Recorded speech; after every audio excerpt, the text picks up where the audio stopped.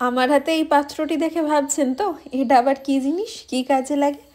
আমি যখন প্রথম এখানে এসেছিলাম আমারও এটা দেখে এটাই মনে হয়েছিল, এটা আবার কী কাজে লাগে। আজ সকালে পুট্টু বানাচ্ছি।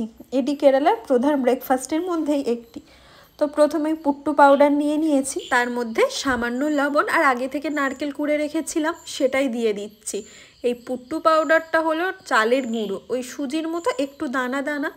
এটা আমরা প্যাকেট কিনে এনেছি, চাইলে বাড়িতেও বানানো যায়, তেমন কিছুই নয়। ওই চালটাকে ভিজিয়ে রেখে জল ঝরিয়ে একটু দানা দানা গুঁড়ো করে নিয়ে তারপর শুকনো খলায় কিছুক্ষণ ভেজে নিলেই এই পুট্টু পাউডার রেডি হয়ে যায়। আর শুধু চালের গুঁড়ো দিয়ে নয়, সুজি দিয়ে রাগি দিয়েও পুট্টু বানানো হয় এখানে। পুট্টু বানানোর 10-15 মিনিট আগে এই মিশ্রণটি বানিয়ে রেখে দিলে ভালো হয়, কারণ এই যে জল ছড়া দিচ্ছি, তো জল ছড়া দেবার পরে এই যে চালের গুঁড়োটা না হালকা ফুলে ওঠে।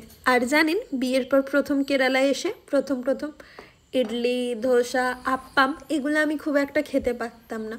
ওই যে ফার্মেন্ট করা স্মেলটা লাগতো, তখন আমার পুট্টুই বেশি ভালো লাগতো। আজকে পুট্টুর সাথে কাডেলা কারি বানাচ্ছি, মানে ওই ছোলার তরকারি। ওই ভিডিওর প্রথমে যে পাত্রটি দেখিয়েছিলাম তার নিচের অংশে কিছুটা জল ভরে গ্যাসের ওপরে ওটা ফুটতে দিয়ে দিলাম, একটু গরম হোক, ফুটে যাক।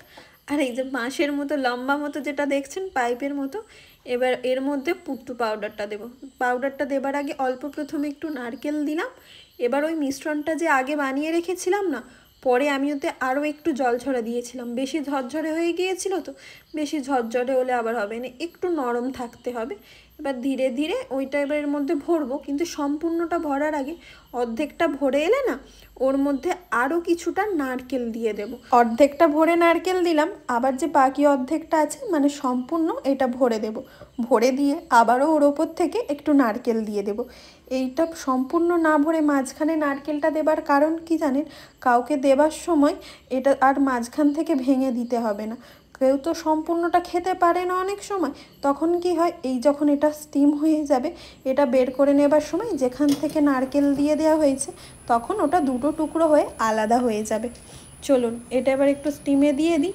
এবার এর ওপরে না একটা পাত্রের ওপরে একটা ছিদ্র আছে, এটা যখন ওই 5-7 মিনিট পরে ভেপে যাবে তখনই ছিদ্র থেকে হালকা করে ধোঁয়া বেরোবে, তখন বুঝে নিতে হবে যে এটা হয়ে গেছে।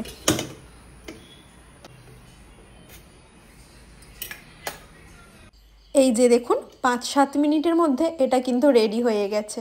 এবার একটু এটা হটপটে বার করে নিই। এটা বার করার জন্য তেমন কিছু নয়, পেছন থেকে কোনো কিছু দিয়ে হালকাভাবে প্রেস করলে এটা সম্পূর্ণটা বেরিয়ে আসবে। আর ওই যে মাঝখান থেকে নারকেল দিয়ে দিয়েছিলাম, দেখুন তার জন্য কেমন দুটো টুকরো হয়ে গেছে। হটপটেই রাখছি, না হলে বাকিগুলো হতে হতে না এইগুলো ঠান্ডা হয়ে যায়। সবাই মিলে একসাথে খেতে বসলে তখন আবার এইগুলো ভালো লাগে না। যাই, গরম গরম পুট্টু আর কাডেলা কারি খেতে দিয়েই দিই। এই পুট্টু আর কাডেলা কারি যেমন ভালো লাগে, পুট্টুর সাথে মিন কারিও বেশ ভালো লাগে। এছাড়া অনেকে কি করেন জানেন, এর সাথে কলা আর পাঁপড় দিয়েও খাই। আমরা যখন কেরালার কান্নুরে থাকতাম তখন ওখানে একটা রেস্টুরেন্টে সকালবেলা পুট্টু আর মাটন খাবার জন্য লাইন লেগে থাকতো। ওখানের ওই পুট্টু মাটন খুব ফেমাস ছিল, খাবার জন্য লাইন দিতে হতো।